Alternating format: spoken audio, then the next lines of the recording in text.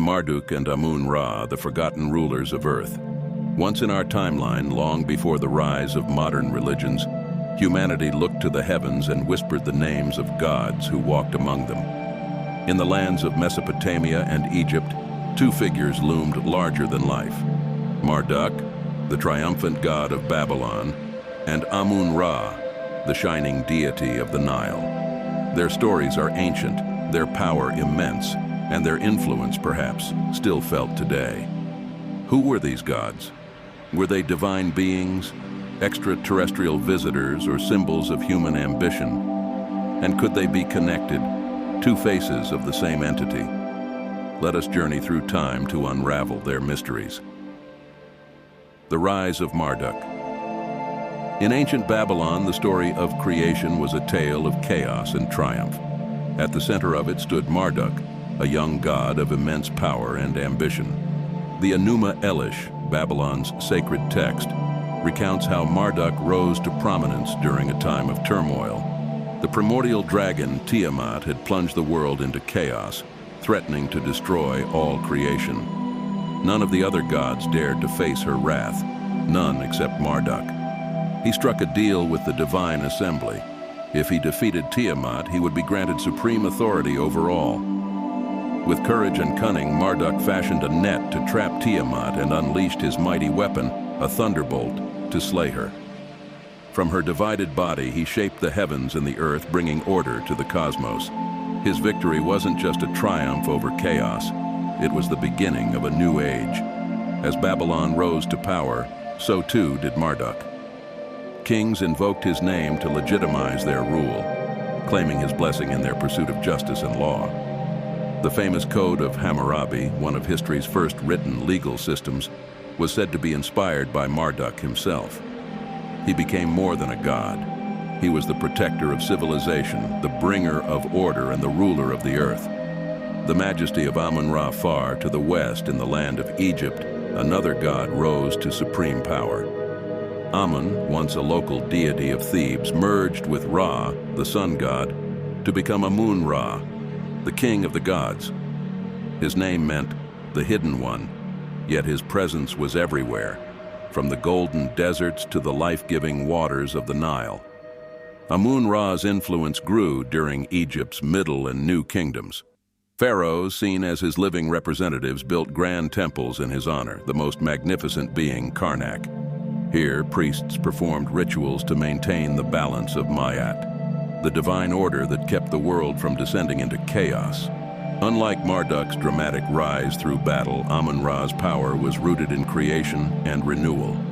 Each day, as the sun rose in the east, it was Amun-Ra's light that touched the world, breathing life into plants, animals, and humans alike. His essence was both visible and mysterious, connecting the tangible world to the divine. Two gods, one archetype. At first glance, Marduk and Amun-Ra seem worlds apart. One was a dragon-slaying warrior, the other a radiant creator. Yet their stories share remarkable similarities. Both were supreme rulers embodying the ideals of kingship and law. Both were seen as the ultimate protectors of order, fighting against chaos in their own ways. And both were deeply tied to celestial bodies, Marduk with the planet Jupiter, and Amun-Ra with the sun. Could these two gods be linked?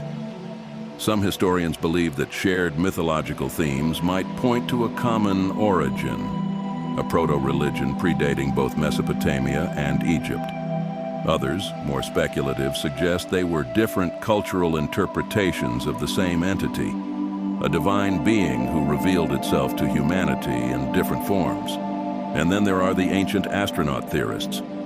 They propose that gods like Marduk and Amun-Ra weren't mythical at all, but extraterrestrial visitors. These beings, they argue, brought advanced knowledge of governance, law, and celestial mechanics, guiding humanity's early civilizations.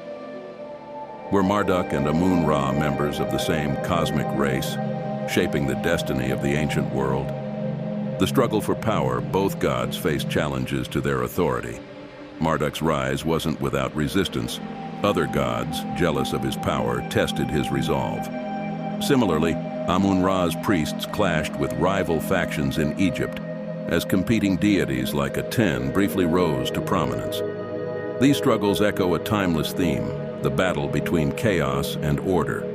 For Marduk, it was literal, as he fought Tiamat.